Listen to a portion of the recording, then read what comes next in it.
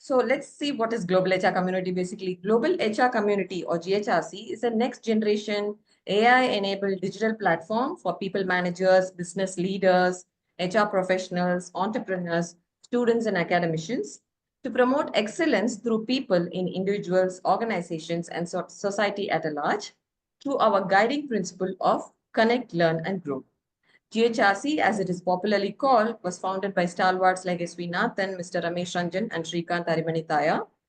And in a short span of 12 months now, we are going to be celebrating our first year anniversary. We have subscribed to about 2,200 plus members, enlisting Britannia, Machani, iValue, Natural Remedy, Quest Corp, and TE Connectivity under our corporate membership. And we are also having several membership pan-India and around the world. Honored with India 5000 Top MSME Award, GHRC has cemented its position as a leader in HR space, ranked among the top 10 HR communities in the world by LinkedIn. We are proud to have a thriving community of 7,000 plus followers on the LinkedIn. And our platform is basically built under the guiding principles of discover, connect, learn, grow, and contribute. Under Discover, we have 50 plus assessment tools, cutting edge insights to uncover the potential and thrive in people management skills as well as leadership. Under Connect, we have about 150,000 courses on the platform covering 1,800 skills to build meaningful relationship and access mentorship and collaborate on impactful initiatives as well. And in Learn, we have our upskilling platform, as I have told you, with 25 curated courses. Under Grow, accelerate your growth with the job board, gamification features, analytics, and opportunities to participate in exclusive events and workshop. And under Contribute, shape the future of our, sharing expertise, mentoring, engaging in community-driven activities and initiative, and drive positive impact and innovation. So the future of work, as we all know, is essentially global. So we are looking at a community to build a community platform for professionals and leaders for global networking, cross-cultural learning, shared resources, thought leadership, talent insight, advocacy, best practices, and so on. So essentially, the benefit of global HR community is networking, learning and development, and a collaborative platform for career growth, along with rewards and recognitions. So our statistics in the last 1 year has been 2,200 members, 7,000 plus members on followers on the LinkedIn, 150,000 courses on the platform covering 1,800 skills, 1,000 plus job listings, 600 articles and blogs, 250 marketplace listings, white papers, research papers, and so on. And our navigation continues. I'm sure you see value in our offerings, and we thank you for the opportunity to present the same. So we offer a lot of different types of memberships, annual membership, life membership, and customized membership for, business listings as well. Do get in touch with me if you're interested to be, participating on the membership forum in case you are not with us as yet. And thank you for your attention. And now let's move on to the next segment, which is our networking, which is basically let's chit chat a little bit. Let's talk about each other, what we do, so that, the people here also get to know you. Please do not feel shy. Switch on your cameras, talk about yourself, talk about what you do so that it's easy for you to connect. So we are creating this opportunity. Basically on the platform, we have a half an hour networking session here. It's basically for you to connect with the other people. So please go ahead and please switch on your cameras and you can start introducing yourself. Even if it means that you have done it for the third or the fourth time, doesn't matter because we have different crowd each time. So please go ahead. So feel free to promote your company or product or yourself if you want to. That's a good idea. Let me go first. Just hung up my boots after 4 decades odd in various roles, including HR. I'm actually into sustainability and ESG consultant now. My name is Shankar, based in Hyderabad. So I'm rooting for SRH. And wonderful to be on board with some of the programs, some of the fantastic programs you've done. And thanks, Anshul, for posting the books. Looks lovely. And I just signed up for a Bhagavad Gita set of sessions last 4 weeks ago. And somebody just asked me, how do you focus? How can you avoid distractions while chanting those, slokas? They just gave my 2 bits. So it's wonderful to actually learn from you, Anshul. Thank you, sir. And here the catch is in the books and in the work that we are doing, and even our startup, the corporatespirituality.com. Though we have taken learnings a lot from the Indian management thoughts and practices, may it be Gita or Ramayana or Arthashastra. So we have taken learnings from these, but we have made them agnostic to any religion, sect, or following, and kept it very neutral to make it implementable in the corporate setup, which becomes a boiling pot of many cultures together. Wonderful. So yes, sir. Boiling pot sounds right. Fantastic. Hello, so I'll go next. I'm Ashwini. I have experience of a decade, maybe I can say precisely more than 10. Lately I worked as a business partner HR, and now I'm looking for full-time opportunity. Plus, at the same time, I have my own freelancing, projects with a couple of my clients working on talent management, talent development. So this is just to get explored with more of diverse industries and sectors, and and where I can also enhance my skills and talents. Besides, I mean, in addition to this, I certified with psychological counseling plus neuro-linguistic programming coach, practitioner's coach skills as well recently. So yeah, I think that's the reason.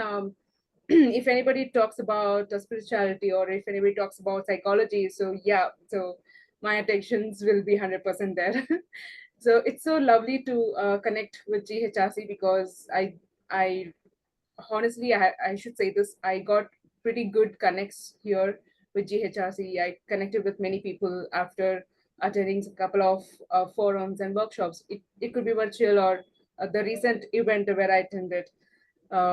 So yeah, it's very a good platform to connect with more of people. I'm enjoying it. So I welcome you all, the rest of the people who have joined lately. So congratulations for all of you. So, and welcome aboard. And Thanks a lot, Ashwini. background. Thanks for the testimony as well. Yeah, Ashwini is a very, very engaging member of ours, new one, but very, very energized person. And I'm so glad that, you've been able to make up the, webinars, because we generally tell, do not miss the webinars. That's the reason why we keep the webinars on Saturday evening. So, I mean, on Saturday mornings or weekday evening, so that it's easy. It's a corporate holiday or, Yes. after corporate hours. So, yeah, very glad that Thank you so much. Thank you so much, also Subha. That means a lot. That's very Thank you. kind And thank you, words. Shankar. Thank you, Shankar. Yeah, please, let's move on to the Yeah. others. Please do.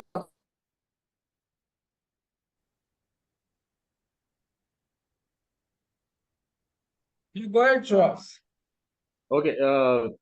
Good evening, everyone. I am Suhas Shisode here. I've got about 30 plus years of experience in HR field.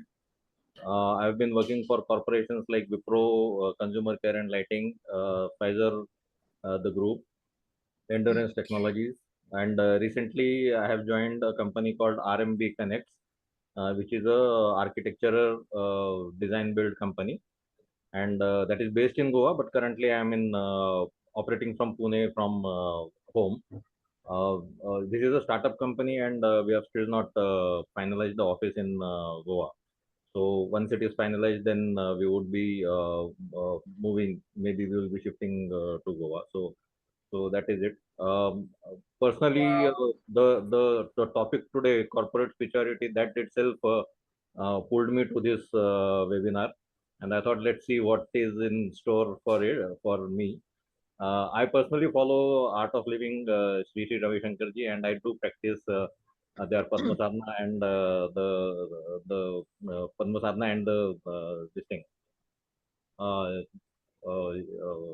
Sorry, Padma Sadhana and Sudarshan Kriya. Sudarshan Kriya. Yeah, I was missing the name. So Sudarshan Kriya and Padma Sadhana. So that keeps me motivated for myself. And being in HR, there are many grievances which do come each and every day. And so it helps me keep my cool and think out of the box, and look for out of the box solutions for both the parties.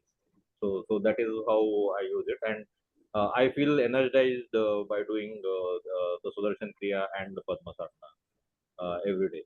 So it gives a full day of energy. So 1 hour there, and it takes care of the rest 23 hours. Sir, Right? I Thank you. Nice talking to all of you. I have been doing transcendental meditation since 18, 19 years now. Yeah. So that really helps to enhance your creativity, keep yourself at peace, and overcome challenges and a lot of things. Basically, navigate life. Yes. Yes. Okay, I'll go next. What really me? caught my attention is Suha's office shifting to Goa. That would be Come again? awesome. No? Perfect place, right? Perfect backdrop. And he's Yeah. hiring also actually. He's also hiring. Exactly. Yes. Anything else happens in the session? I'm all hiring. send a CV to Hiring us. for architects. Architect Architects, associates here and we their go. graphic designers. Wow. So You we had can some high hire. level. Sasha. We had some high level positions finish. last week, and we just closed it last week actually. High level, Okay. we'll all be there here. We're all there. Yeah. So that's not- I must compliment Ashwini and Anshul on fantastic backdrops. I think to beat the blues, you need spirituality. Color is very well color matched. Anshul is only Oh, yes, not thank you. only the background. See the outfit also, all matching, all Ashwini got a headphone coordinated. also. Ashwini got a headphone also to top it. And Ranjan got a Oh, shirt. I know. blue plus blue. It looks more of like ocean Let's now. listen to Asha. Yes, Asha. Yeah, Asha, please go ahead. It's fine. It's fun listening to all of you. And I was thinking that GHRC should probably have its second anniversary at Goa now that we have Suhas over there. Okay. So, okay, I'm Asha Shivashankar. I've been a learning and development professional for most of my career. I worked with NIIT and then Hewlett Packard. So obviously, like, IT industry coming out of the years for many years. And then later on, I decided I'm going to move out and not work in the IT industry anymore. And so I worked with Schneider, with Ranjan for some time. We were colleagues. And then later on, I was a head of HR for Team Lease. That was my last corporate assignment. And after that, I decided that I want to spend some time in academics. Of course, from much earlier also, I was associated with IIM Bangalore. I have a lot of interest in areas such as ethics and sustainability and corporate governance. So I'm also an independent director and an independent researcher. I do some work in the area of, mostly in the area of leadership development. Currently, I'm sort of a part researcher, independent director, and I step back a little in terms of my consulting assignments, which I was doing actively till about 3-4 years ago. Right now, I spend a lot of time traveling. And recently, I was in Bangkok to attend a conference on spirituality. So it's a new area that I've developed an interest in. And it was conducted by an organization called Tomorrow People. And it was interesting because, again, it was not specific to any religion. It was agnostic. And different interpretations of psychology. I understood what is the, breadth of definition from various people and how they interpret spirituality in their own context. So it was very interesting. Spirituality in the corporate setup, of course, I missed that bus since I'm no longer working or associated with any particular entity. But it would be interesting to know and maybe, internalize some of those concepts. I could pass it on to the people who I, advise or mentor. And I really look forward to all today's discussions. So that's a small introduction about myself. Thanks a Glad lot. to see you here, Asha. Yeah, thanks, Ranjan. I've been Though not it been. was small, but very effective. Very effective, Asha. Yes. Thank you. So this And, is the Asha- perk of being a learning and development professional all your life. So Asha ma'am, tell you frankly, I also myself did not know the impact of the work that I had already done in the research till the time I was doing research. Yeah. So Correct. it is after I came back to the corporate and I realized how relevant it is. That triggered the first book and then the second book and now the consulting. So Very nice. yeah. That's nice. That's nice. Lovely. Who goes Vandana next? wants to. I'll Vandana jump has into switched on the the. camera. Yeah. Yes, Okay. hi. So hi everyone. Just really happy to be a new member of GHRC. I'm a leadership and resilience coach, so I work a lot with individuals and corporates on matters of leadership, growth, fears, something I really liked about what Anshu shared was about how spirituality is, it's something, it's a way of being, right? It's not the one thing that you do one-off in between two other things. You have a jarring experience. So I'm looking forward to hearing more about that. I'm Mauritian. So one of my incentives to join JHRC is to also build my network in India and get a better sense of what opportunities are here. I'm based in Bangalore. My time is split between India and Mauritius. I launched my coaching practice recently enough, the last year. And before that, I was based in financial services in Mauritius for 11 years. So I worked with industry bodies. I did corporate training, data protection, corporate governance, ASHA, financial crime prevention. Not financial crime, as I've heard from some people who are like, oh, Prevention. Mauritius, That's what you're talking about. financial crime prevention. Yeah, so I kind of put a big cross on all of that, and the whole idea of how you create yourself in your workspace is the core of what I do now. So I love being able to have these conversations with people such as yourselves. Lovely, lovely. And I love the crochet on your backdrop as well. Oh, I'd like to take credit for it. It's strictly You've Amazon done it. though, so no, no, not at all. So we are very happy to have global participants. So we got representation from Mauritius now. Though of course, you're in Bangalore, but largely we can learn about Keep scuttling people about Ranjan. in Mauritius sometime. Yeah, most happily. There's a session that I've planned to have with the JHRC network in a couple of June yes, 28th. in June, and that'll be with a Finnish partner of mine, Finland based. So there's always it's like Subha said at the start, right? The future is global. Thank you. Thank you. So maybe another 5 minutes and then we can start the session. Yeah, sure. Maybe I can go You next. with their cameras on. So we are also in talks with collaboration with Leeds Trinity and Oxford University. So they have approached us and our certifications, etc. So there are a few professors out there who really want to collaborate with the work that we are doing and specifically with our certifications. So hopefully we might also go global very soon. So Yeah, that's great. Abhijit wanted to start, introduce himself. Thanks, Ramesh. Yeah, myself, Abhijat. In terms of profession, I am an HR professional working as an HR business partner with a product software company based in Bangalore. As a person, I am somebody who is a firm believer in the power of bigger purpose or a vision, both at an individual as well as a collective level. And of course, trying to do certain things in alignment with this belief. Like, for example, we recently had an IDP exercise in our organization. And one of my endeavors was don't set your IDPs in air. Try to align with what is your vision for your career and as well as your life. And if you have this alignment, success percentage will be much higher. Yeah, and I'm a firm believer that most of the problems that we are having, just to quote Gallup, 87% of the employees are disengaged exactly. across the globe.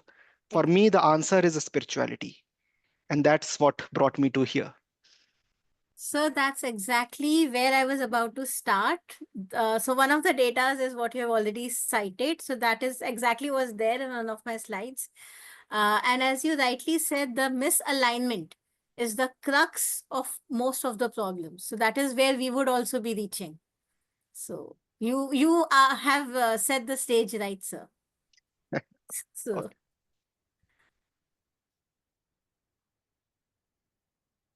Hi, Ashok. We see your hello on the chat. You can come online and speak as well. Ashok from Yeah. Nasik.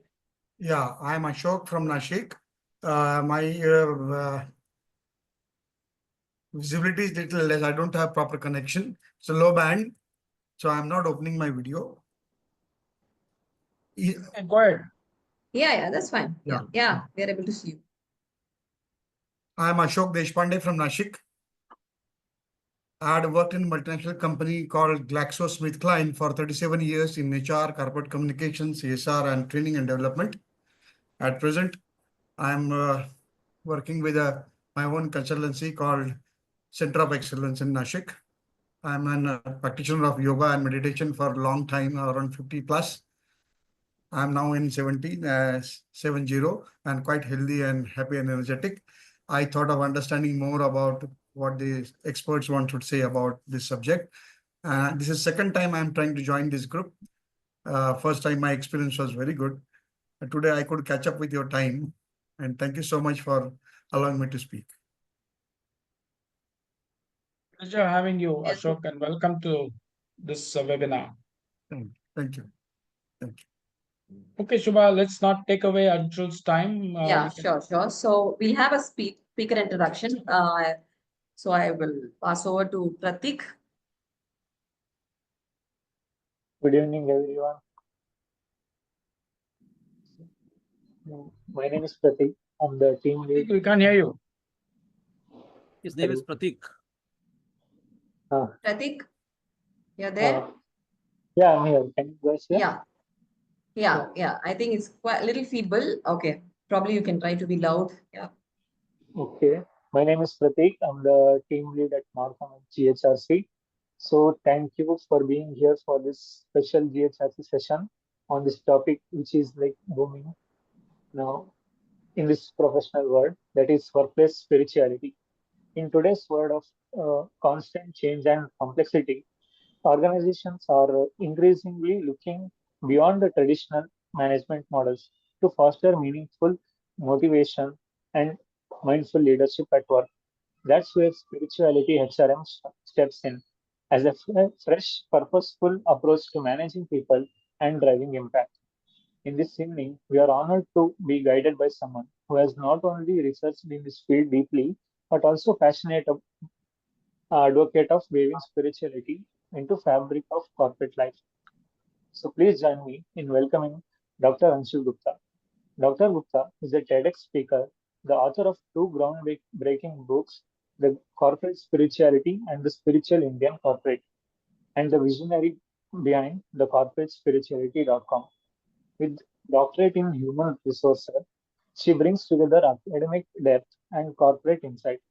She worked with leading brands like Unilever, SL Group, Cadbury, and ITC on projects ranging from competency mapping and training strategy to employee engagement and performance management. What sets apart is her pioneering in contextualizing workplace spirituality within the Indian corporate landscape, offering organization a unique lens to view people, purpose, and performance. Get ready for a session that will shift your perspectives and spark ideas and perhaps even change the way you view leadership and work itself. Over to you, Anshul. Thank you, Pratik, for that elaborate introduction. I'm highly obliged, and the depth in which you have introduced, that's really great. Thank you. Thanks a lot. Okay, so as we are starting the presentation, I would want to have a little feedback on what we see on the screen right now. So what can we make out? So this is our logo basically. What do we understand from this logo? What we would be doing, and what it would be. Though we have discussed a little bit, a few lines of what people can interpret would really set the stage. Are we actually sitting and meditating in our formals? It looks like that. A man and a woman, or a male and a female, is sitting and meditating in the corporate workplace with their formal dress. We'll be focusing. Okay.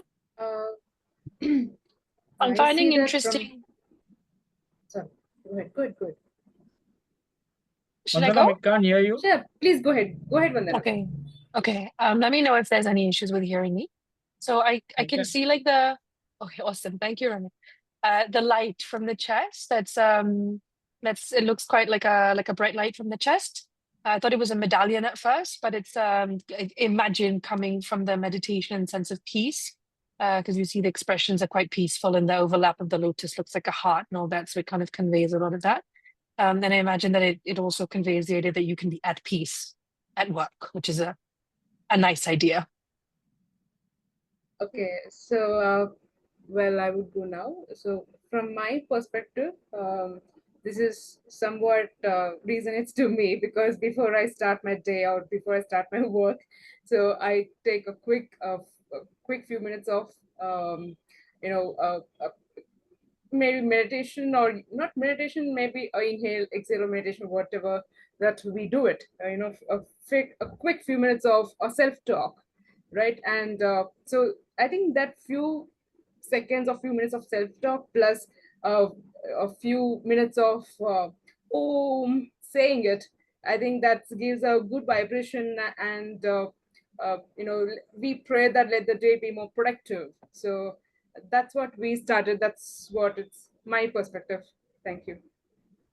Hey, any other perspectives before we actually go to what it is? Anything else we would want to add on? Okay. This is a spelling, maybe Yes. it's not a mistake, maybe it is intentionally done. I don't know. It is supposed to be SPIRI. So this is something I also noticed. I think Shankar pointed out, right? So at the start. Just to So ensure that people, even in the corporates, they keep their eyes open. And thanks, yes. Ramesh, for pointing that out. Yes. You keep your eyes So closed, you missed out some things. yes. So, okay, so what we are actually trying to say is identify, address, and nurture to profitability your organization's spirituality. So, herein we are talking about an interaction of individual and organization spirituality and honing those energies to identify, address, and nurture the being of the person, which leads to organizational profitability. We no longer can ignore the being, the person who's at work and make the person or force the person to work. We need to acknowledge and hone the energies of that person and the holistic energy of the organization. So how do we do that is now we'll see in the next slides. So, so these are a few figures. I think most of us will agree with the news that we see in and out on the corporate world around, not just in India, around the globe as well, wherein we have layoffs happening. But at the same time, the paradox is that 26% of the employees in the Indian corporate at any point of time are searching for another job. So one is there are layoffs, and second is employees themselves are constantly searching for another job. Then 32% employees are only engaged. And while 18% were actively disengaged. Then even those who are performing, they're performing with a lot of anxiety. They shows us, as per APA, they show something known as productivity anxiety. So they might be performing really well, but within themselves, they are totally anxious to perform. So how long can people perform in this kind of a scenario?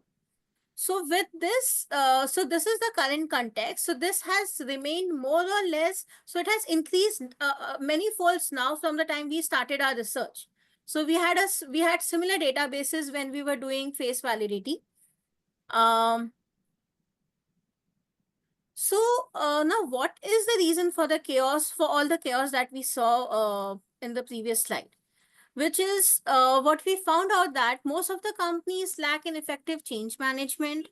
We have rampant technological advancements happening. We had current jobs becoming either obsolete or being taken over by automation. We no longer can say that, you know, we work like machines. Now the machines are competing with us. That's the paradox. Industry is recalibrating in itself in terms of mergers and acquisitions happening.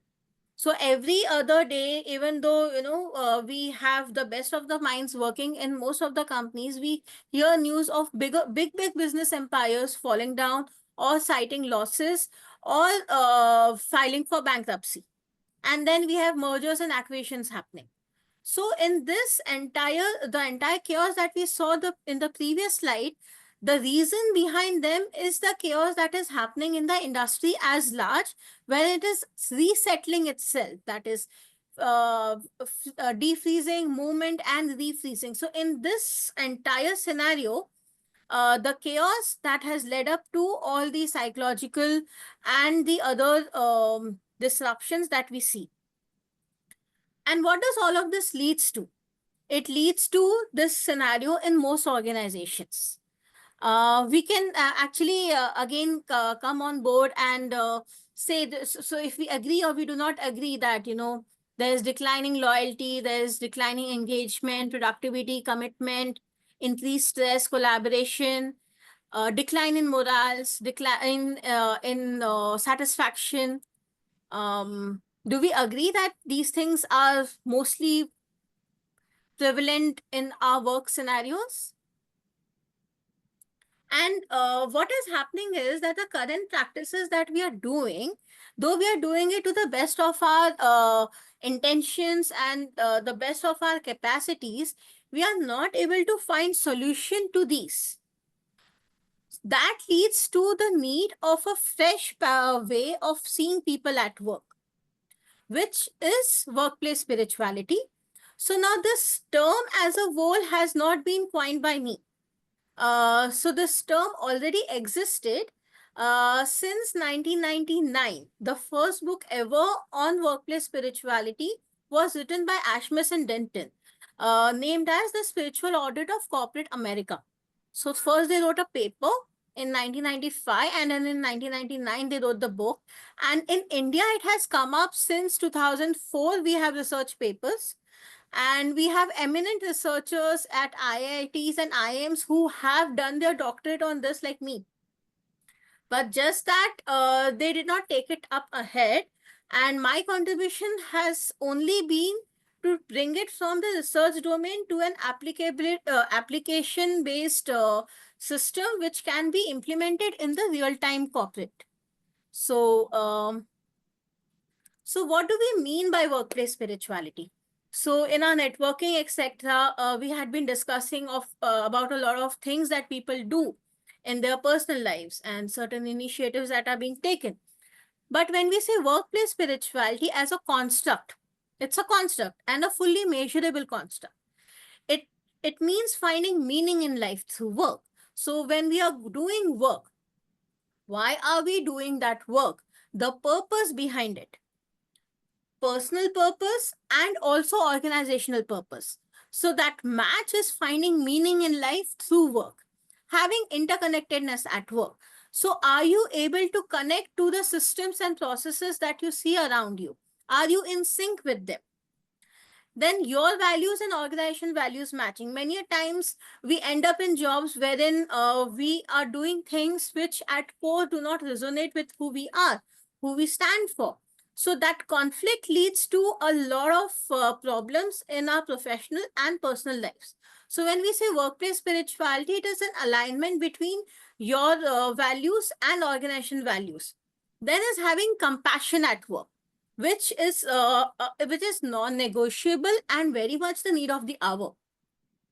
In the current scenarios, when there are so many layoffs happening, when there are so many changes happening, a compassionate approach towards employees and of employees towards organization and employees towards peers seems to be non-negotiable, which is the fourth dimension. And the fifth dimension is acknowledging inner life, wherein we do take certain initiatives to nurture our inner life. Need not even be yoga and meditation. It can also mean just acknowledging that we are an inner being which needs to be at peace at work also, and not at peace Right. only at home or only on weekends. So these दीदी phone करते हैं sir.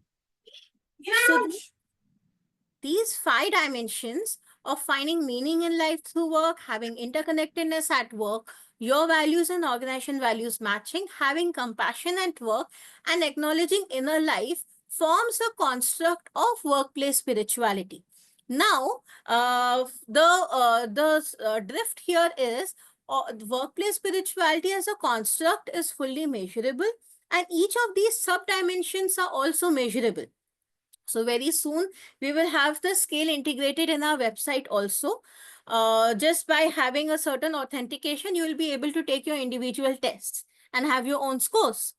So with that measurability, it makes it implementable in the organizational structure, because something that you can't measure, how do you even challenge it? How do you even improvise it? So that's what makes it different from the other initiatives in terms of spirituality that have been happening in the organization, wherein you have to go to a different plane to understand what it is. Here you remain who you are, you make profits, you work for the organization based on these principles. So these principles what constitute workplace spirituality, and these, if you go back into research, resonate a lot with our traditional teachings. So you will find their references all over in the Indian texts. Just that there it is not measurable, there it is not referable in the numerical domain in which we exist in the corporate. So we have made it measurable. Okay, so I think Ashok sir or someone here was discussing about the EQ and the SQ. So here is where we come. So the evolution of understanding of people at work started with the industrial era, wherein the people were considered as an extension of machines. As in people come in and do the work, wherein they assist the machines and the machine assists them. So that was the industrial era, and a lot of cultural shifts happened in that industrial era. And then came in after a couple of decades. So every 20-25 years, if you see, the understanding of people at work has evolved. Then came the quality revolution, which said that people are thinking beings. The people coming at work don't come just with their hands and legs. They come with their minds at work, and that creativity needs to be nurtured for the benefit of the organization. So a lot of systems, policies, processes, and cultures started aligning to engage the minds of people at work. Then came the Alton Mayo studies, which said the employees are emotional beings. So wherein engaging the emotional energies, that leads to a lot of more productivity within the individuals and the organizations. The emotions of people at work needs to be considered. They needs to be emotionally engaged. They need to be emotionally acknowledged. So a lot of systems and processes started changing over there. So if we see the evolution of human resource also as a department, right from personal department to HRM to HRD. So it basically has been very responsive to this changes of understanding of people at work. And then since past 20-25 years, since the year 2000-2001, globally, people have been recognizing that there is something known as spirit within the individuals that needs to be nurtured, which is the employees are spiritual beings. Earlier, they were considered as thinking beings and emotional beings. Now they are being considered as spiritual beings. There's a spirit within the employees, which when engaged fully, gives unique and sustained competitive advantage to the organization. We will come to that empirical model in the coming slides. So what happens is the spirit within the people. So Mr. Shankar has a spirit, Ranjan sir has a spirit, Mr. Ashok has a spirit, Subha has a spirit, I have a spirit. So which are very different from each other. That makes us uniquely asset for the organization, which cannot be replicated by the competitor. So that spirit is what we are talking of. So as Stephen Covey, many decades ahead, he had said, remember, we are not human beings having spiritual experience. We are spiritual beings having human experience. And like John Mackay says, my spiritual life is a part of my work. My work is a part of my spiritual life. So now coming to this model. So I'll briefly tell about this model, and then we can together deliberate on how do we resonate with it, and if we want to cite some example or anything like that. So this is a fully empirically tested model, a published model. And each of the relationship that you see here has been empirically tested, and there are research papers supporting each of the relation. So when we say workplace spirituality and its 5 subdimensions, it has an impact on positive employee attitude and positive employer attitude. So under positive employee attitude, we have job involvement, organizational commitment, alignment with organizational goals, organizational citizenship behavior, job satisfaction, employee engagement. So each of these relationships have been established already.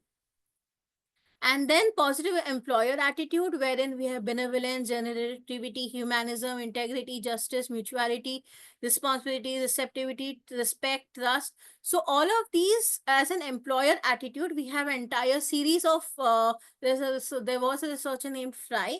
So he has a series of papers which relate workplace spirituality to each of these dimensions of positive employer attitude, which leads to sustained competitive, which leads to conducive work environment outcomes in the form of increased work performance, decreased absenteeism, decreased turnover, increased happiness quotient, increased creativity, positive employer brand, increased personal fulfillment, increased positive communication. Now, herein again, these indicators have not been cited by us. There are individual papers which relate the interaction of positive employee and positive employer attitude to these, each of the positive environmental outcomes at the workplace, which in totality leads to sustained competitive advantage for the organization. How does that happen, sis? Because as I was saying, the uniqueness of the person gets engaged. And when the uniqueness of the person gets engaged and we have positive employee attitude, we have positive employer attitude, we have conducive work environment, and we have the individual's individuality in its full spirit for the organizational benefit, which is something that cannot be replicated by the competitor at that point of time. That leads us to sustained competitive advantage and increased profitability and sustenance of the organization. So this is the empirically tested model that formulates the basis of what we are doing at Workplace Spirituality. We can stay over here for the maybe couple of minutes or 5 minutes. And if there are any questions or anything like that, we can discuss. Yes, Vanna. Yeah, go ahead, Vandana. Thank you so much, Anshul. This is really interesting.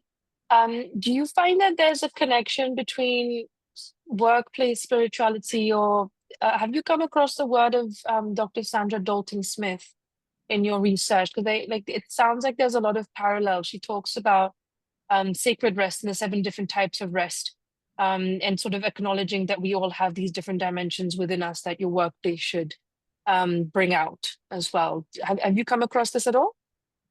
No, but what was that dimension you said? Sorry, I missed.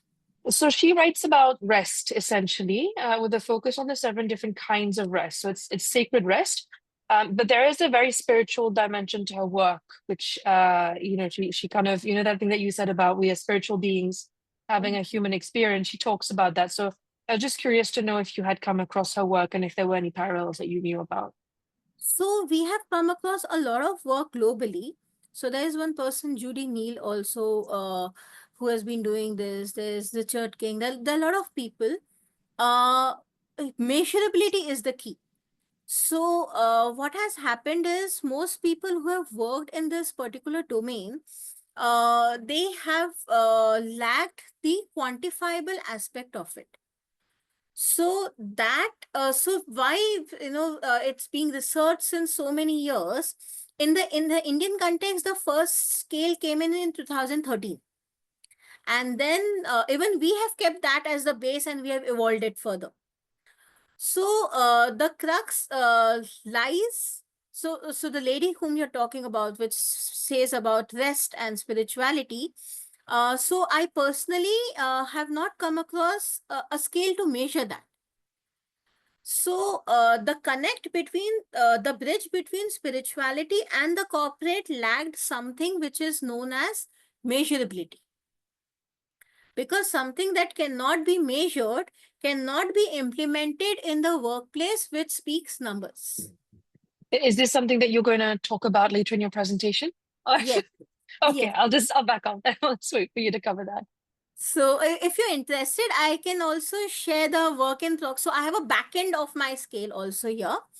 Yeah, so I'll cite a few scales which are already existing also in the future, in the coming slides. Wonderful. That would be excellent. If you can share any reading materials, that'd be great. Thank you so much. Thank you.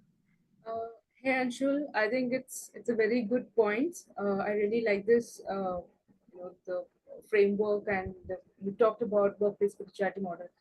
So speaking of this spirituality model, it just happened that remembered one of the instances in my previous org. Okay, so one of employee who was performing so fantastically every month. He was a top performer, I can say. Okay, and drastically his performance went down.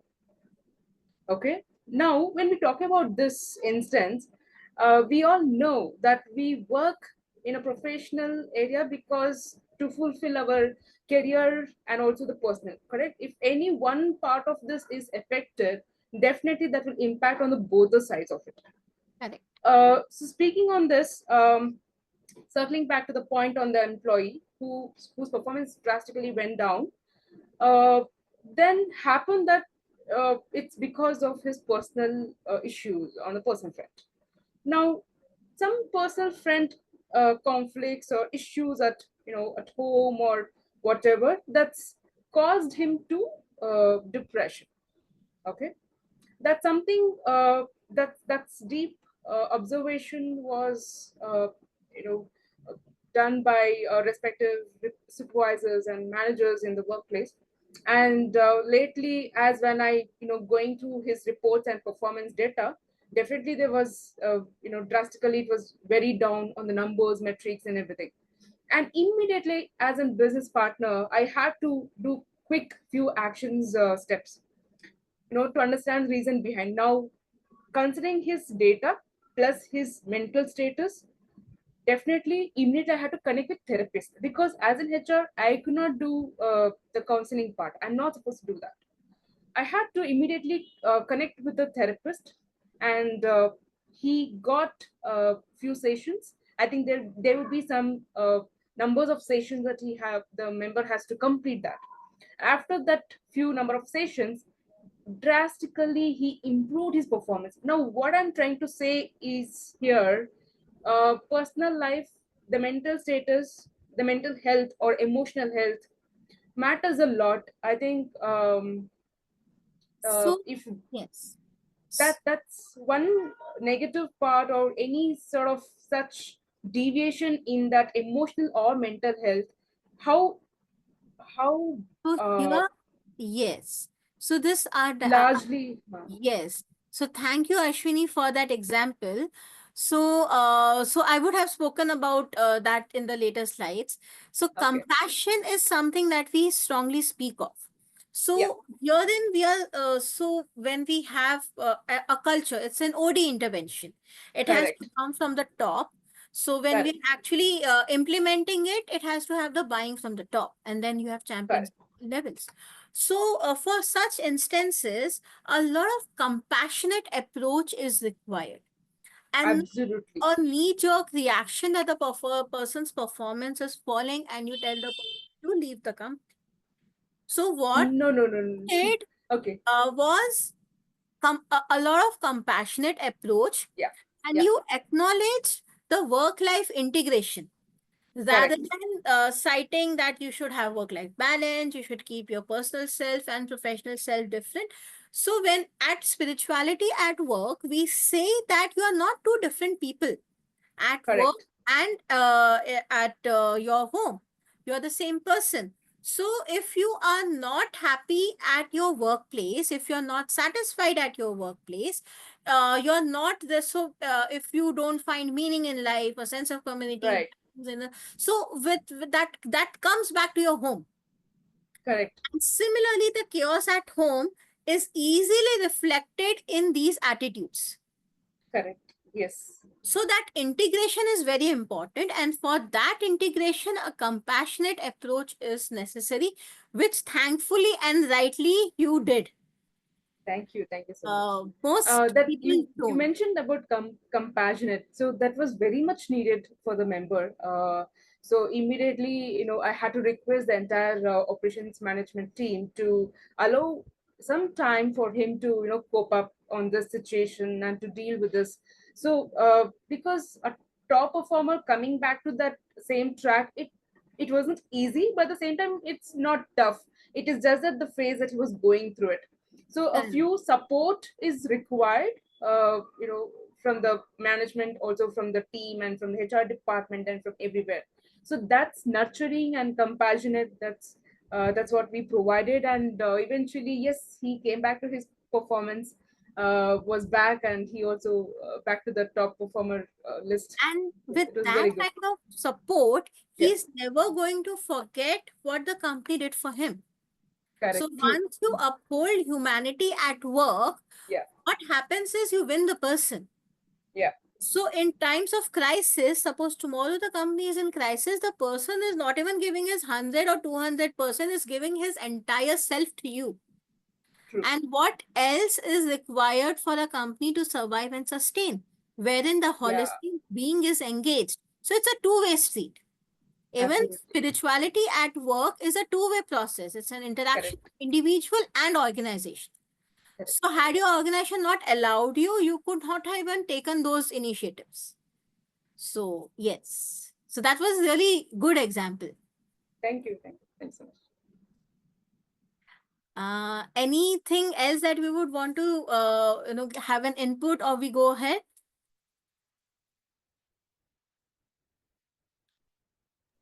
Yeah, I guess we'll go ahead. Okay. So now coming to Vandana's measurability. So yeah, so these are the scales which are available.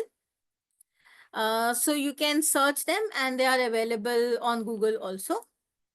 But the only thing is, to use these scales, you will have to get their permissions, and mostly they don't give permissions for commercial use. So even the scale that we had developed as a part of our study, we are not using that. We developed another scale independently and got it copyrighted. And then we are using that for our studies, because the paradox is most of the research that you do and that gets published in most places, you can't use it commercially. That makes a hindrance and a deal breaker of the transfer from research to the real life management. So yeah, these are the scales that are available and they have good reliability and validity. So we have kept this particular scale, Gupta, Kumar and Singh, in 2013 as our base, and we have made our own scale. So that's how it is. So maybe by the end of the presentation, I can take you to the back end. You can see a few of the items. And we have around 5-6 items below each of the sub-dimension on a 5-point measuring scale. And it basically culminates the entire score and gives you graphs of each of the sub-dimension. And it gives a demographic analysis also of, your so many years of experience, your gender, your background, and etc. On those parameters also, how does your organization stands in terms of each of these sub-dimensions. And then we have something known as an interpretation, wherein we interpret and give you a report which says of how can the organization improvise. We have something known as a pre-test and post-test also. We'll come to the slide of how we plan to implement it in an organization. So this is the measurability.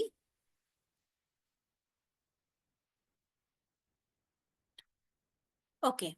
So now, how do we implement workplace spirituality? That's the million-dollar question. We talk a lot about it. We all know it is required. We all vouch for it. The how part is the crux of it. There are two USPs here. One is the measurability. Second is the how part of it. In the how part of it, it is very clearly an OD initiative. It cannot be a departmental or an individual initiative, though we can still do it at workplace. But when we approach an organization, the organization becomes our client. For individuals, the corporatespirituality.com has certification courses, and we have leadership coaching for individuals.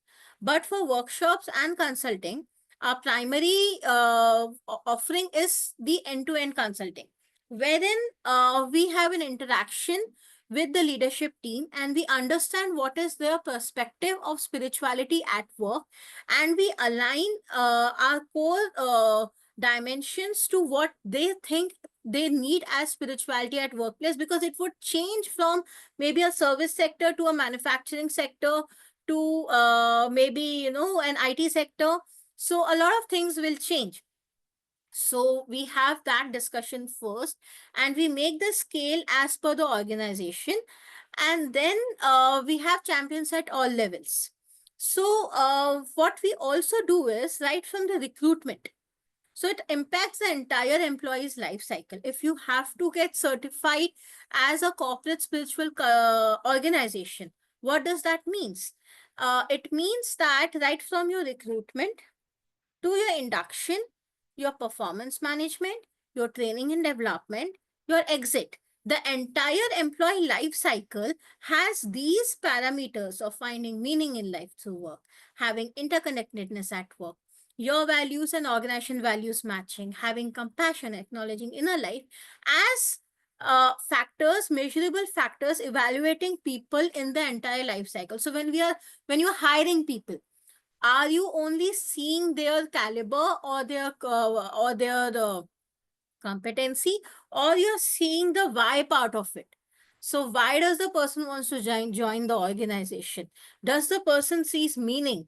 Because only the person who's seeing meaning in the work that you're offering is the person who's going to stay back.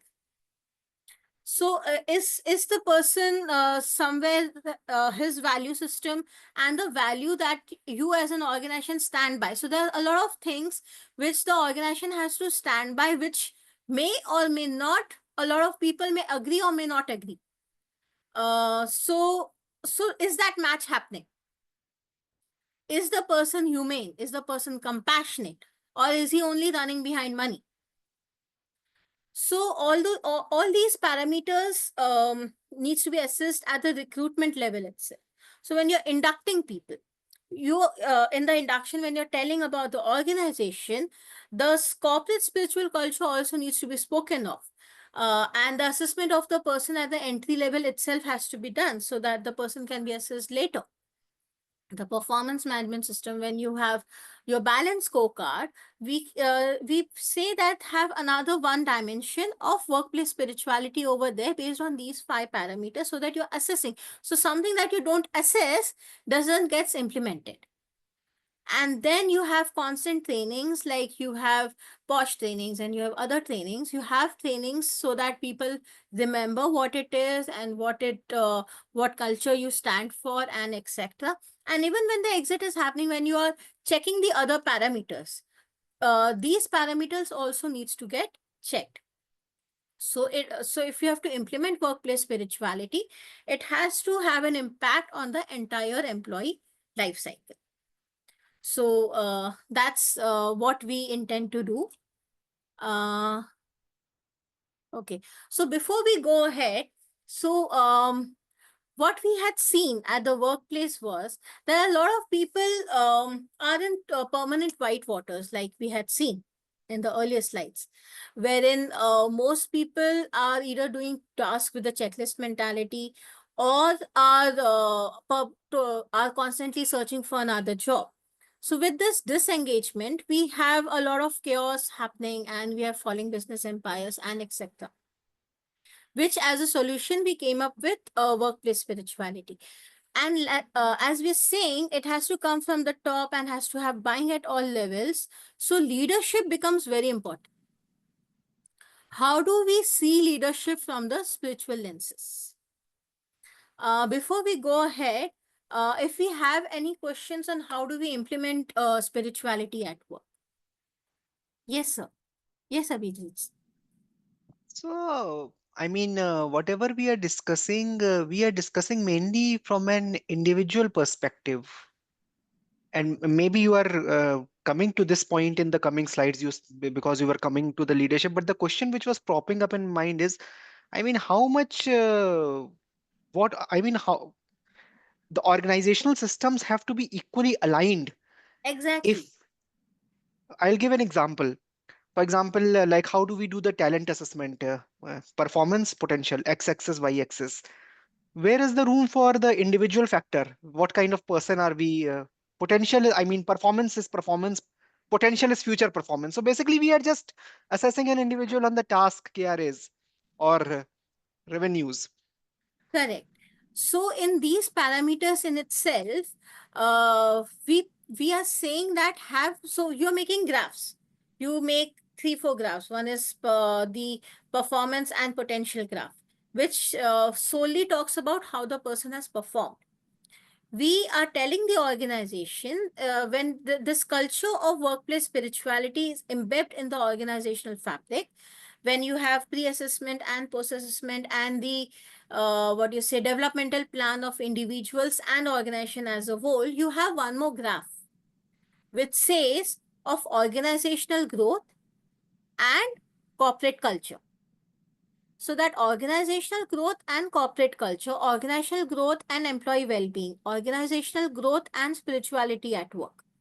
So these things needs to get imbibed in the systems, as you are rightly saying, which is currently not existing because most of us are following either 360-degree or a balanced scorecard. So that needs a change at individual organizational level. So that is something, a call which only the leadership team can take. That yes, this is the need, and yes, this will lead us to more profitability. This will lead us to sustenance. This is the gap that we have. So yes, as you rightly said, that right now we are only focusing on the performance, on the hard parameters, but these parameters are no longer soft parameters. They are equally hard enough to contribute to the individual's performance and potential. So the follow-up question from my side, if you look at maybe not only Indian but at a global landscape, where do you think we are in terms of this awareness that this spirituality can lead to higher numbers? So globally, there are forums which endorse this. There are companies who are trying to do this, but globally, the chaos is no different from what is there in India, frankly speaking. Though there are enough number of promotional things happening of Finland, Sweden, Australia. So we work with the government also. So there is something that is happening from their side, wherein they want to portray India as the most employee friendly or employable cultured country like others. So what they would do is, like, we have CSR. So wherein the shareholders ask the promoters of what you have done for CSR. Going ahead, very soon there will be a parameter of employee well-being, wherein they would be asked of what have you done for employee well-being. So that is happening in the Indian context. In the global context, the 4-day work week and a lot of things happen in terms of PR. But if you really see the scenario of layoffs, the scenario of retrenchments, the scenario of job instability, the scenario of AI taking up jobs, it's all a global phenomena and not just restricted to India. I have personally been speaking to a lot of companies, and I have had people who said that they want to join Indian companies and want to join Indian colleges because there is instability in the Western context. So, if you ask me, we are at least better because we are talking about it and we are aware of it, and people still have a voice here and is not all whitewashed. So, and our target audience at the corporatespirituality.com is not just the corporates. Our target audience is school and college students. So tomorrow also I have a session in school. So here in Mumbai, there is this Ryan group of schools. So I have a session for the 12th standard students. So from the schools and colleges is where this value system gets built. So when the source over there is hit and the right kind of values at work are built over there, even UGC has a norm now wherein it instructs all the colleges to have values at work as their induction. So that's already there from UGC. So from there, then it's the corporate, and we do consulting with the government bodies also. So it's a tri-party initiative that we are running, and we are slowly moving towards there. But globally, the scenario is no better, sir. If we leave alone the whitewashed news that we see, on a personal front, when you engage with people, be rest assured we are better, sir. Thank you. I have a question. Huh. So yeah, see, my question is essentially around, when you look at implementing something like this at an organization, do you also look at it from the perspective of acceptable it is to a group of young people who are at the beginning of their career, whose focus is really on skills, and maybe even they're not very high on Maslow's hierarchy of needs. They're taking care of their physiological needs at this time. How appropriate and how fair is it to impose or implement this kind of a highly mature, I would say, to my mind, something which is a little bit more sophisticated and mature in terms of an HR initiative or a leadership initiative or whatever it may be? That is one question. I have another question related to the leadership attitude towards all these things as well, but we'll take that later. But could you just throw some light on whether you have thought about, whether this is something that you think about? I am really thankful, ma'am, you asked this question. So when we started off, this was the first question posed to us by a lot of people, wherein a lot of people work from hand to mouth. There are people who are at below poverty level. So do you advocate spirituality at work there also? Another question that we get is, there are so many companies making losses. There are startups struggling to make profits. Do you advocate workplace spirituality there? So our answer to that is, I'll come to individuals first, because that's the first question. For individuals who are struggling, so one is we need to enhance the competency. Second is, when we are working and we are struggling and we are hand to mouth, that is a fertile ground to have the right value system at place so that we can grow. The hindrance to growth, if you are capable, is mostly the misalignment. Is also when you're working only with a checklist mentality or only for money. So there are enough number of people who say that I can go to work and put the box from here to here, and if I get money, I work. But for how long? And then you don't grow because you don't find meaning there. You are not able to relate to the work and the ecosystem. And then everything starts falling down the drain and you remain stagnant.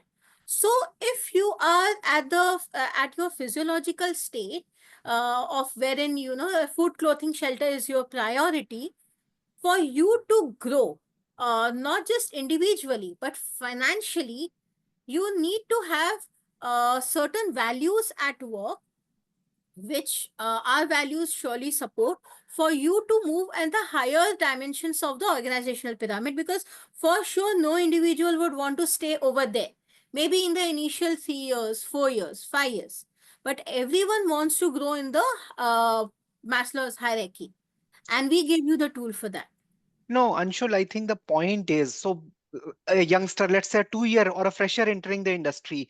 So will he have to wait for 3, 4, or 5 years till the time they attain a certain level of financial before they? No. So a person, so ma'am said that there are people who are working hand to mouth. So when the person is hand to mouth, where is the bandwidth to even think of these things? So Yeah, my answer. question is around the time, the time when you do this intervention. Hmm. So as I said, our target audience is right from the schools and colleges. So obviously the person who's a fresher is the lowest hanging fruit, because the person is still not camouflaged with what is right and what is wrong. The person's values at work can be built then and there. The earlier you catch, the better. And 3 years, 5 years, what I was speaking of is supposingly you have a big family to take care of. You can't change jobs, and you have a scenario wherein you can't think of your own, what do you say, willingness to work or not to work. Then in those scenarios, you imbibe these values and wait for the right time to have that jump. So yeah, two different things. I'll just quickly add to what you said, Anshul. And Asha, based on my experience of the hiring lot of freshers and lot of dealing with lot of these Gen Zs, they are really passionate about adding value. They are really passionate about these things. Only thing is, maybe they'll, one thing lagging is with all these tools, apps, and all, the kind of patience and the kind of that thing which you need, that is probably, again, that is my take, but that I feel little bit missing. So the new Yeah. generation, to add to that, so my personal experience says that yes, as you rightly said, that they are very passionate, very creative. So the challenge that we see over here is they're very curious. They ask a lot of questions, and they don't accept anything in the status quo. So that makes a lot of people not so comfortable. But if we work on principles wherein we give meaning people, so we are not hassled by what they're asking. They're asking the meaning. So that's where we see the connect between the generation coming up and the current generation. And obviously the value system. So the current value system is, okay, I work this much and then I leave the company. I maybe, have a break and then have another job. That is fair enough. But if that is your value system, then does that value system resonate with the work that you're seeking for? So that match also is what we talk of. So there are works which require gigs. There are work which requires sustained employability. So yeah. I would like to add one more point here. So on Abhijit, the single question, I really understand that today's generations, the next generation, Z or Alpha, whatever we call it now. So next Alpha, beta, generation, gamma, whatever. so their mental status and the kind of they brought up themselves, it's very challenging, Abhijit. I totally agree with you on that. But I think we have to do nurturing as an HR, as a team member, understanding of where they're coming from. We have to do nurturing, and we don't have any other option. Align them to our culture, align them to our values and to our core systems. So it's inevitable for them. So, but yeah, we have to nurture in a way that they have to accept it in a positive way. That's only option we have, right? And we Yeah, give see, that open. people who have a safety net, is a different issue. My concern is more around people who are actually from a lower economic Yes. strata, whose priorities are different. They're probably the first person to be working in a, serious corporate environment and so on and so forth. So it's a matter of, where they are in terms of their personal situation. So it's fine. Exactly. Let's go ahead with Exactly, ma'am. So that's what we had discussed first. So if these kind of people really need to grow, really Yeah. grow and support their families and their what do you say, systems that they have back at home, they need to grow as individuals. We give them the tools to grow, but for them, they might take a little more time because Yeah. they don't have the luxury, as you rightly said, they Yeah. don't have the safety net. But if you don't know itself what is the right thing to do, you will end up not running a race of which you don't even know how to have a high jump. How, on what parameters do I succeed to make my life succeed? So the values at work in terms of spirituality at work, we give those tools, we give those systems of individuals, which slowly and surely makes the person grow and starts seeing that, okay, this is the way I can grow, and I grow with that, my career grows. So a person might have taken a particular job just because it's high paying after college, because that supports the family. But if it is not resonating with what he or she wants to do as an individual, doesn't find meaning in life, maybe for a few years, the person can work. But slowly, a parallel career needs to get developed once that safety net is established. So, Right. Okay. Thanks a lot. I mean, I would be interested in knowing if you have any real life data in terms of how successful this is. Maybe I can connect with you one-on-one. no, sure. We do Right? have. Yeah. So this is a question which had come to us up the first. So we have a lot of it. Excellent. Thank you. Okay. Now coming to leadership through a spiritual lens. So when we say spirituality at work, we cannot any longer work through command and control models.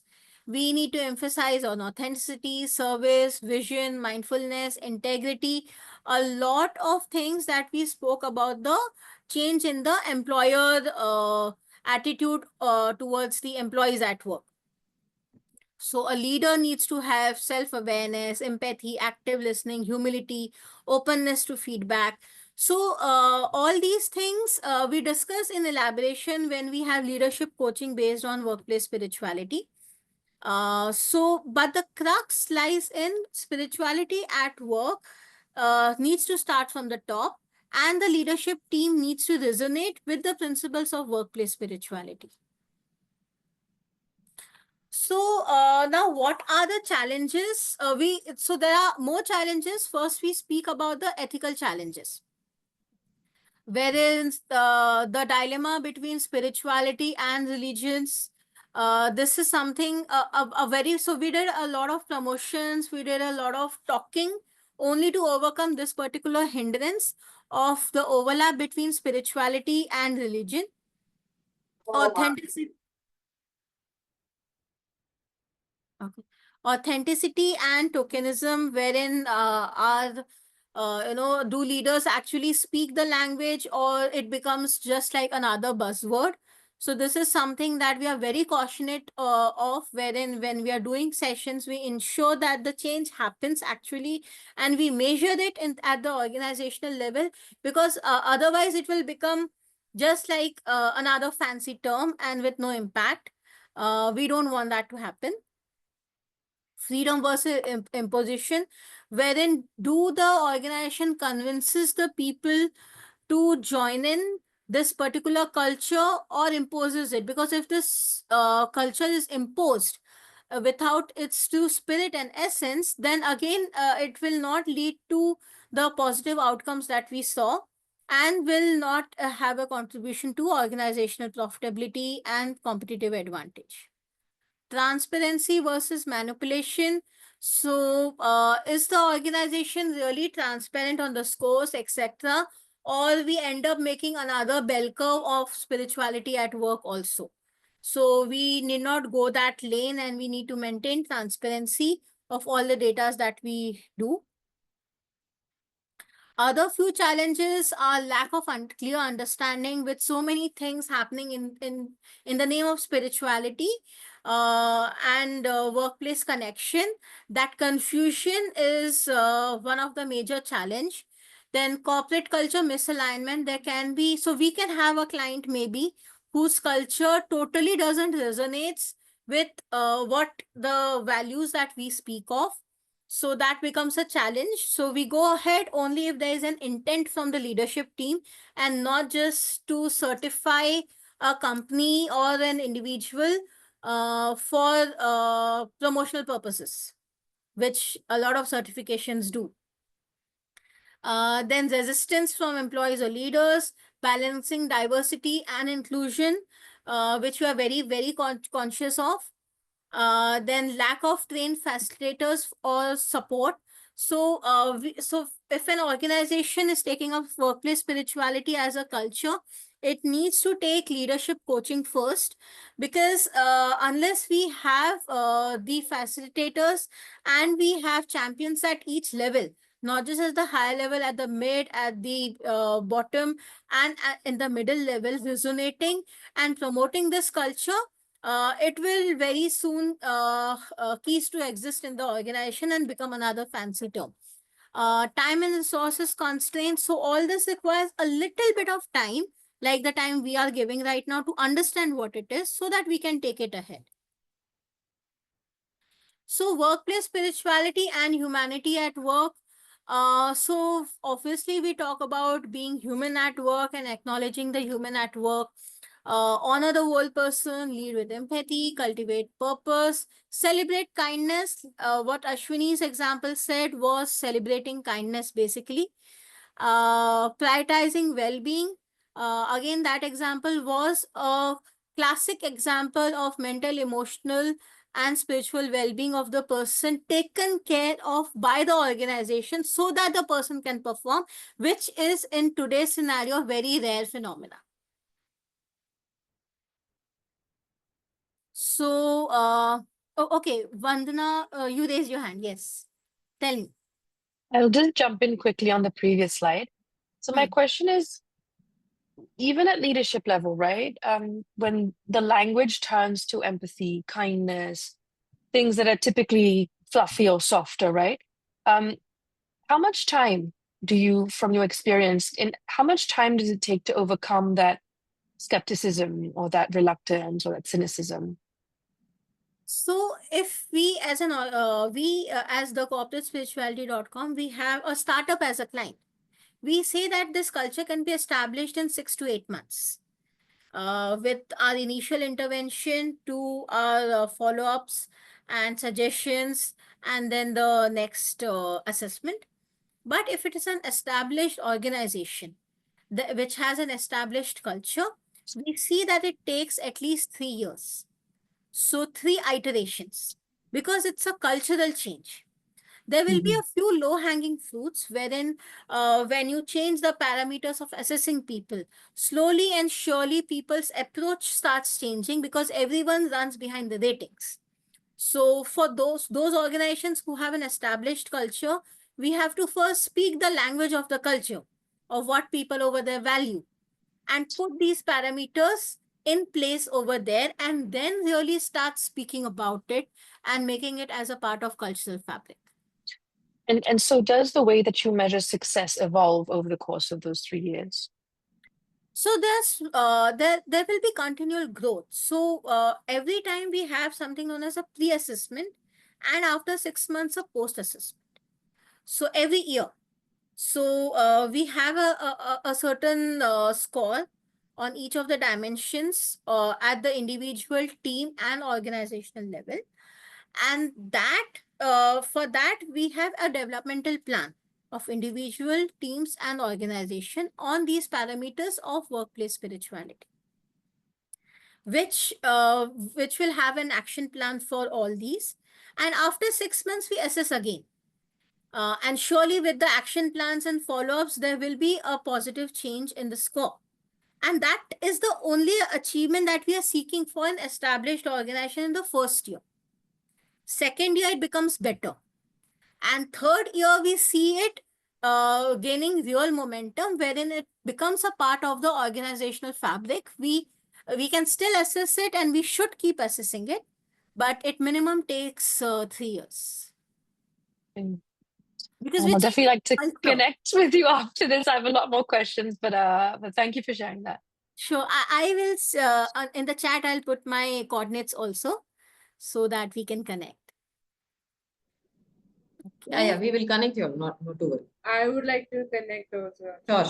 Oh, I Absolutely. would be delighted, and I We would will like put to details thank as well. HRC for Okay. this. Thank you. So very soon we are coming to the closure, maybe in just 5 more minutes. Okay, a few of the possible HR interventions that we can have. Like I said, the recruitment process must focus on identifying employees resonating the employer's spiritual values at work. Orientation must speak the spirituality at work adoption of the employer. Employees must from time to time be trained and tested for their workplace spirituality. And spirituality at work must form one of the evaluation parameters of the performance management system. So these are non-negotiable steps if you want workplace spirituality to form a part of your organizational fabric, for it to help you improve the profitability. Okay. So these are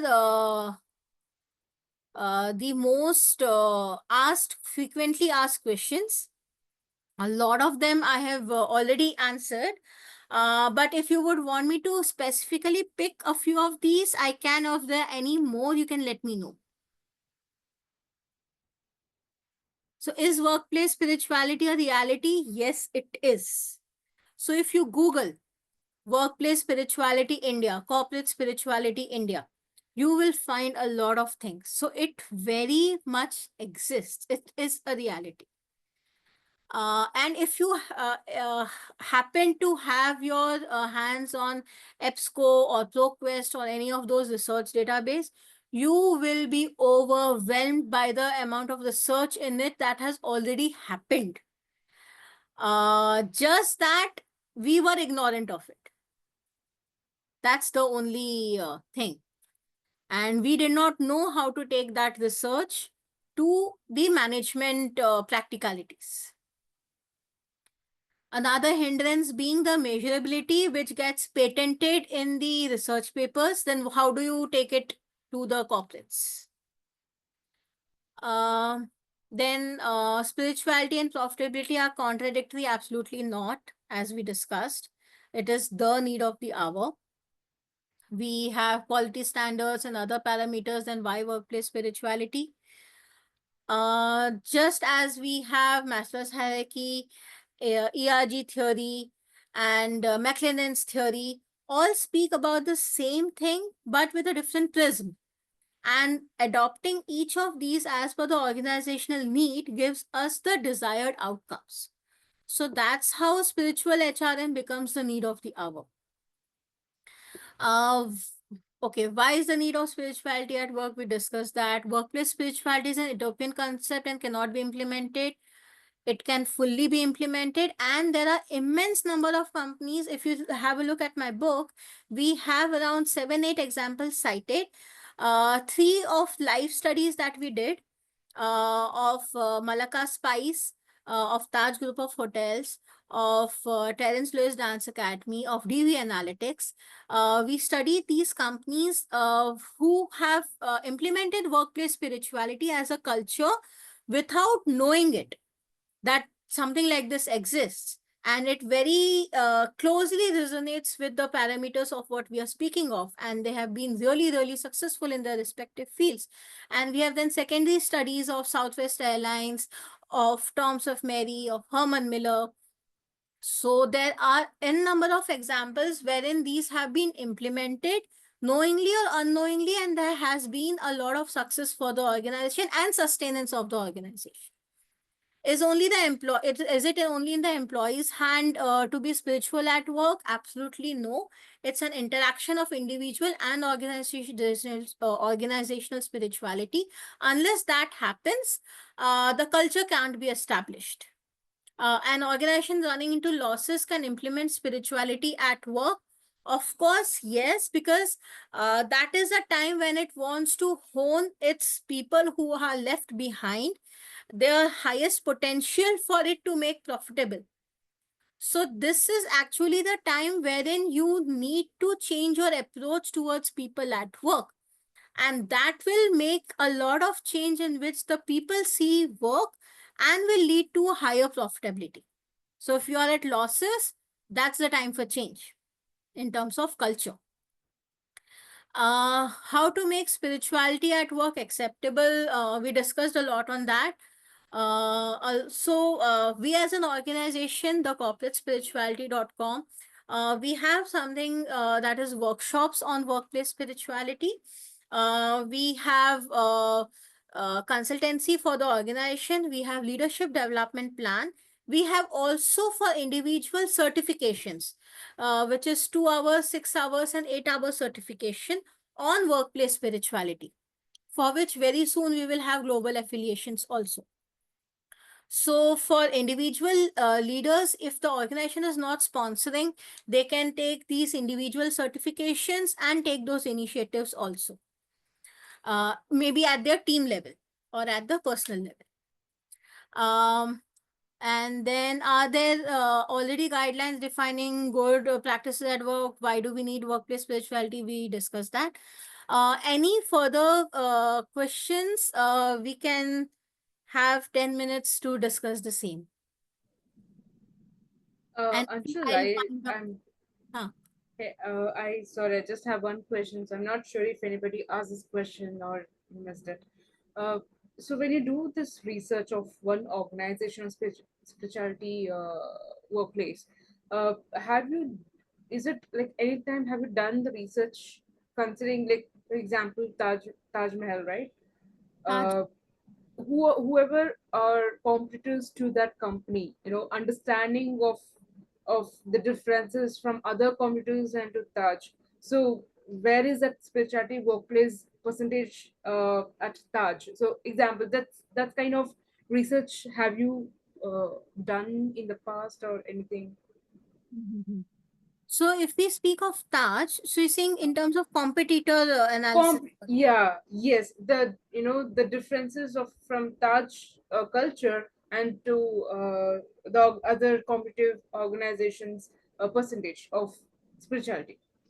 So Okay. that research, I'm talking about that part of it. So, though there are papers who have done research on ITC, on Oberoi, etc., we personally have had access only to the Taj group of hotels. So we have secondary data of other companies, but primary data of Taj. So what Taj basically does is, as a culture, it takes people like Asha ma'am was saying, people who really need to survive. It basically recruits from tier 2 and tier 3 cities rather than recruiting Correct. from the top tier cities, and then trains them, grooms them holistically. Right, And once you are inside, your family also becomes a part. So anything that happens in your family, so there was an instance wherein someone's mother got cancer. So the entire, with a few reports submitted and authenticity established, the entire expenses was borne by the Taj group of hotels. So that kind of connect. And if an employee dies before retirement, the kin of the person, the second in line, is They offered bear that the job. expenses. Yes. The job is in itself is offered, and the training is taken care by the Taj. Correct. I heard about it. So all these things make the person to be holistically invested inside Taj. So there are very less recruitment, very less attrition rates. And people join and they retire. And in between, anything that goes haywire, Taj takes care of them. The classic example was 2611. So we basically went there because we knew about this. So people laid down the employees laid down their lives, helping guests. They knew all the exits. They knew everything. They could have just moved out, within few minutes. But they because they believed that customer is the king and they need to take care of the customers first. Even the wine glasses being served when the terrorist attack was taking place, that also did not go wrong.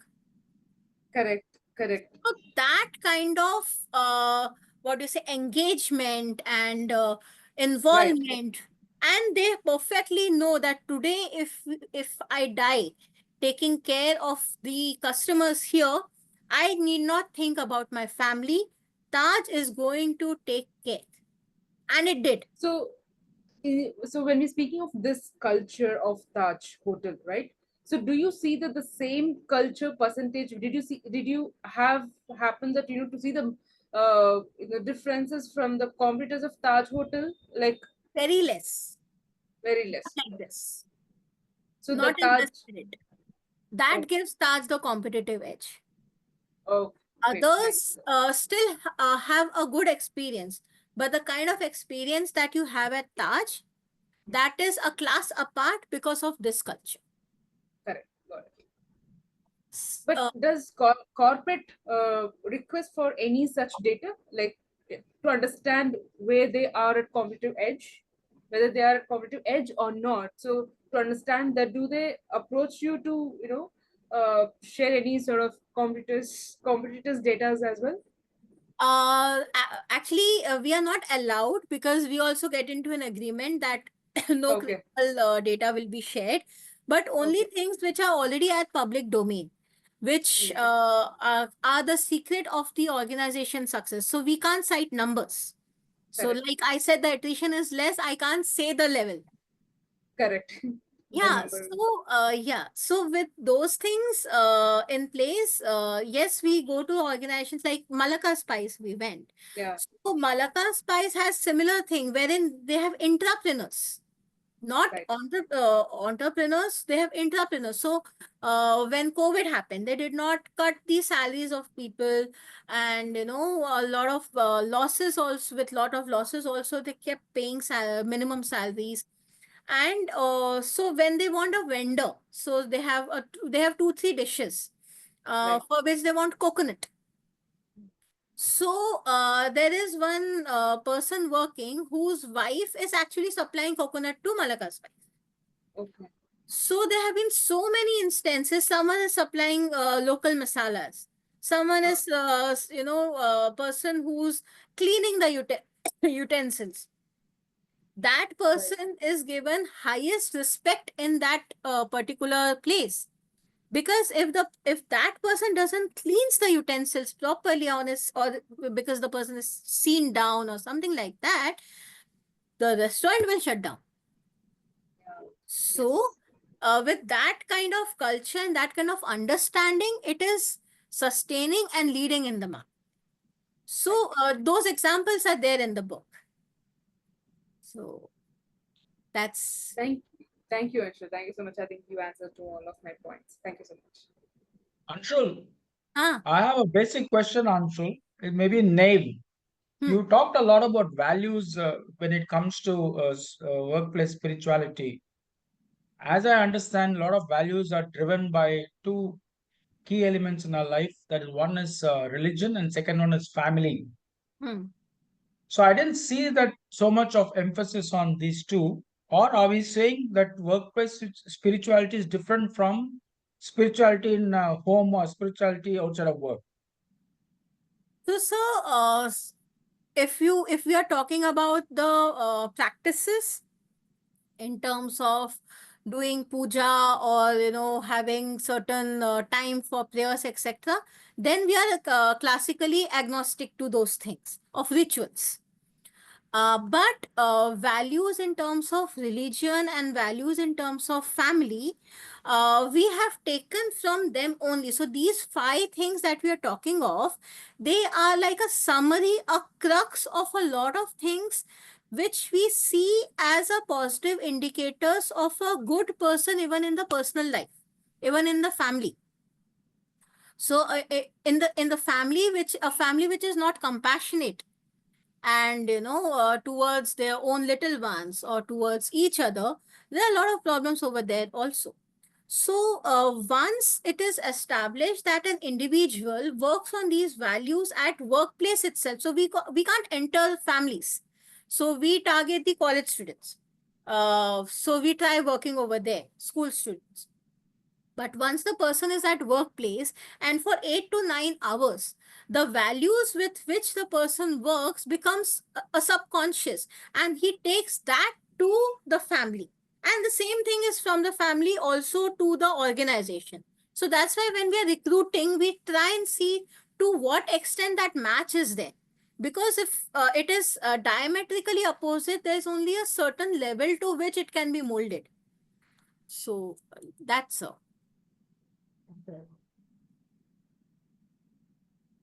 So we conclude with the sentence which says, let's make workplace better and the world a better place to work. I would want to run a small video. 1 second. Shubha, hopefully I am able to do that. Okay.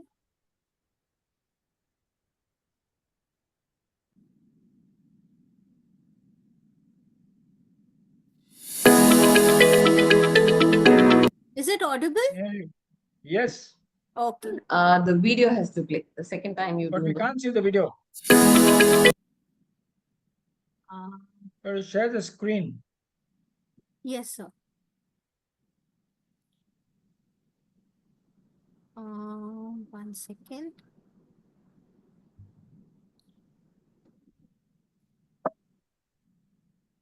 Is it visible now, Shubha? Yeah, so we are able to see the folder from which you're going to play, but there's no video or audio. Still Now not? we have the audio. Now we have the audio, I the can video. never see the video. You can Yeah. see. I Okay, know. let me do it again. Because this was a little glitch. Initially, we had tried, na, just do it like that. 2 times you had to Hmm. share Is it- screen, no? Is Yes. this a Now? No. Still no. Share screen again. Yeah,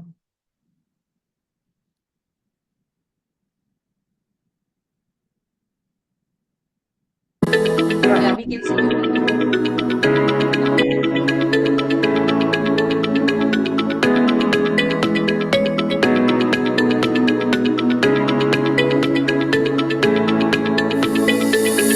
At the Corporate Spirituality, we help you navigate workplace spirituality in practical ways. We assist college students, corporates, and government organizations in implementing this transformative concept. Let's rethink the way we work and lead. So with that, I conclude my presentation. Yeah. Thanks a lot, Anshul. It was really very insightful. And I think it's the same. Everybody's of the same opinion. I think it was a very engaging session. And thank you all for joining us today for this insightful session on workplace spirituality by Dr. Anshul. I also want to ask Anshul about her experience in the TED Talk as well. You know, if you can tell us a little bit more about it, and then we'll conclude saying bye for the evening. Yes, just a second, I was sharing. Okay, Sure. so the TED Talk was once in a lifetime, this thing. So you keep pitching, and one forum accepts it. They have a lot of do's and don'ts. So for your talk to get uploaded, there are a lot of things that you should not say. There are a lot of things. So when I spoke about it, spoke over there, I spoke about well-being at work. Could not use the word spirituality there because in TEDx, it becomes a red flag. So I had to say the same thing in a different context. But having said that, right now, if you see my TEDx has around 2K likes already. Yeah. Already. So people are seeing, and I am also surprised that it's only 7 days and it's really catching so much. So probably people see value in it. And it was a very good forum to actually interact with a lot of great minds. So along with me, the people who had presented, the Super 30 movie of Hrithik Roshan was made on the life of this person, Amit Pandey. Okay. He also spoke over there. Okay. And we also had Femina Miss India, second runner-up, Ayushi Dholakia. She also spoke there. Okay. So a lot of Nice. eminent personalities were, even Mrs. India was there, Oh, okay. both with the crowns. And we also had Razorpay CEO there speaking. So a good crowd, good intellectual discussions happening. So I was under the impression that TEDx you go and speak and come, but having experienced this, I understood that it's again a two-way process. You also grow as individual, and you give, but more than what you give, what you get makes you a lot different person. Yeah, you learn basically. Yes. How do you improvise according to, for example, what is their requirements? Lovely, Yes. lovely, So superb we have a session. celebrity in our, we have a celebrity at JHRC. No, sir. I'm still Yeah. student. I'm still learning. Because if that changes, then the corporatespirituality.com can never grow. So like every time I meet Ramesh Ranjan sir, I am always at awe because sir helped me when I came up with the first book. And my first display of the book, and sirs was there at the stall. So basically I was doing my work, but yeah, it was sir who was there. So that gives a lot of confidence. So unless you have that support, Yeah. you can do nothing. So I totally agree. And he's It's a very, very pleasure. supportive even, at GHRC as well. So that's lovely, lovely. So we are nearing the session and we hope this conversation offered all of you a fresh perspective, practical takeaways to be more meaningful and mindful in your professional spaces as well. So let's once again connect, learn and grow together, and wishing you all a very peaceful and purposeful journey ahead. Good night and take care. And look forward to seeing all of you on Friday. 25th. Bangalore, yeah. Yeah. The anniversary bash. Not Goa. Yes. Not Goa. Not Goa Okay, this time. It's it's a Bangalore. Not yet. anniversary. Not yet. Thanks so much. Thank you, Thank everyone. you. It was nice. so my coordinates are there. You can connect. Yes. Thanks Thank you. Thank We you. will so post the much, details of everyone. Anshul. Yeah, we'll connect. We'll be sending the Uh, feedback form. In that, we will send you the details. They will easily be able to Anshul- connect. Okay. Anshul, I've sent you a Thank you. request on the LinkedIn one. Oh, Second okay. is please share the TEDx link. Let me just have a. Absolutely. That would be a I would delight. like to watch that. Thank you. Thank you. Okay. Thank you. Bye-bye. Bye-bye.